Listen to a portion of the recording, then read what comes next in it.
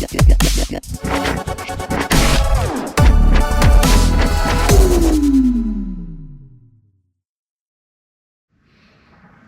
back to another episode of Torque. So today we're gonna put the intake on our big block Chevy. So let's head out to the barn and get to work.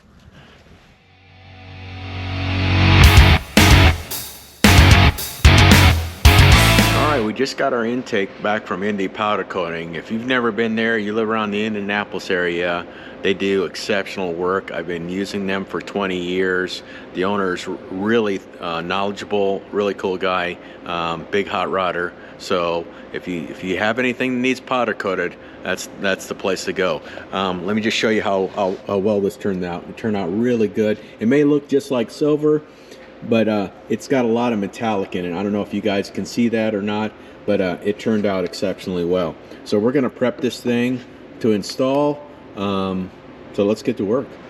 So the first thing I'm going to do is clean up all the surfaces and clean up all the bolt holes. And the reason I say that is that when I test fit the intake on here, I wanted to make sure all the bolts went in, and there were a couple of holes that I had just kind of had to clean out and get nice and smooth on the inside so that I could bolt the intake down.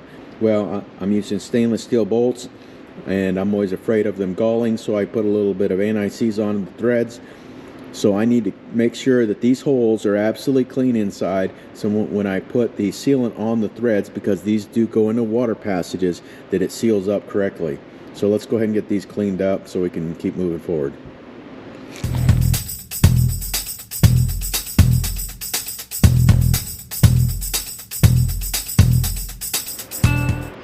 All right, for those that are curious, these are Morel lifters, roller lifters, and I've got a roller cam in there. It's a Straub Industries. They're 288-300. It's got 600 lift with a 1.7 rocker on there, and lobe separation is 109. I recently got to hear an engine running with the exact same setup as this, and it sounded incredible. So I just can't wait to get this thing started.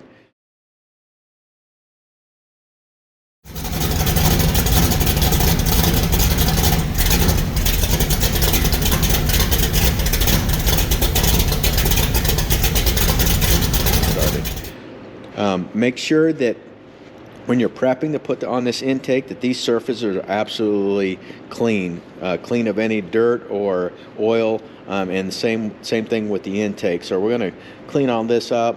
They're already clean, but I'm going to clean them up again, make sure that it is dirt and oil free. All right, we're going to go ahead and tape this off. You'll see what I'm talking about. I'm going to tape this, tape the back, and I'll show you on the intake. I'm going to tape that, and you'll see the reason why.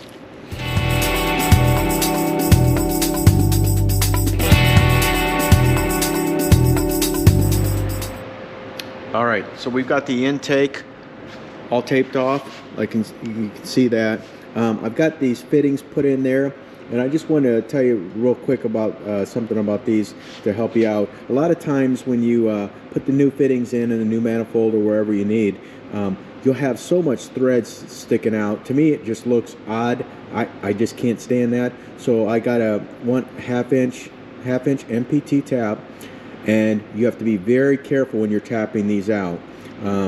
Go like a half turn at a time and then thread your fitting in there to make sure. But that way you don't have hardly any threads, if any, showing, and it looks a lot better, a lot cleaner installation. So I've got these taped off. I've got my new gaskets. For the, what they call, or what I've heard them call, the China wall, the front and back, it's a lot better not to use the rubber seals, you know, with the nipples. They have a lot more problems sealing than just using standard RTV. And for RTV, definitely want to get something really good like this Permatex, the Right Stuff. They do have a 1 minute Right Stuff RTV. 90 minutes is good for me. Gives me time to get everything in place and take my time.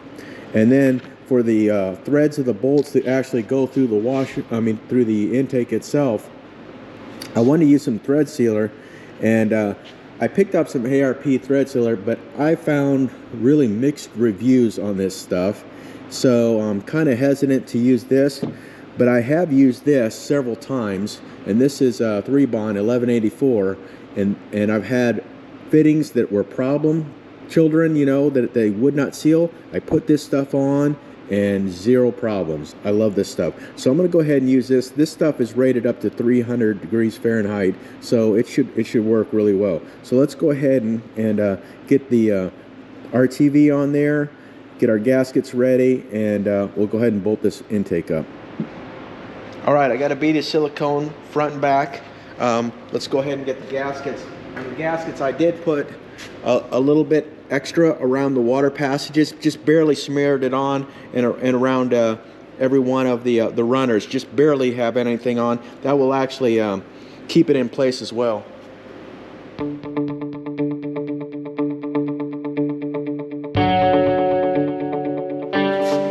All right, let's drop the intake in place. You want to try and be very careful when you drop this in. You want to try and not move it around, just kind of drop it right in place one time.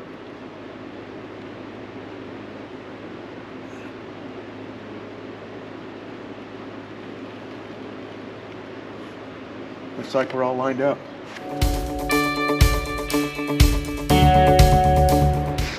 All right, I'm going to go ahead and just snug these down. The 4 bolts on the upper portion, they actually don't need to be torqued down, and they don't really need to be sealed. They just need to be hand torqued. But the rest of them will need to go to 25 foot-pounds. So let me go ahead and snug these down real quick. All right, there is a sequence to torque these down. Just go in the sequence. We're going to go to 25 foot-pounds all the way across.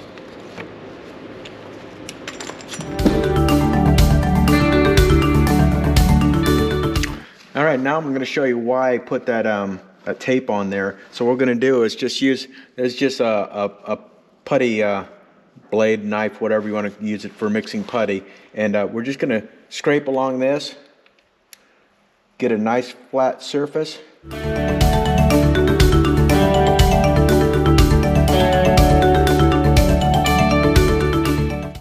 Now I can see I've got no gaps in there now that I've scraped that.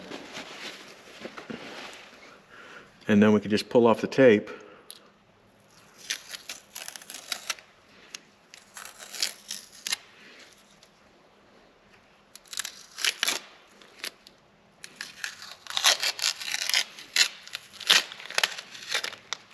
And there you go. It looks pretty good. Nice and clean installation.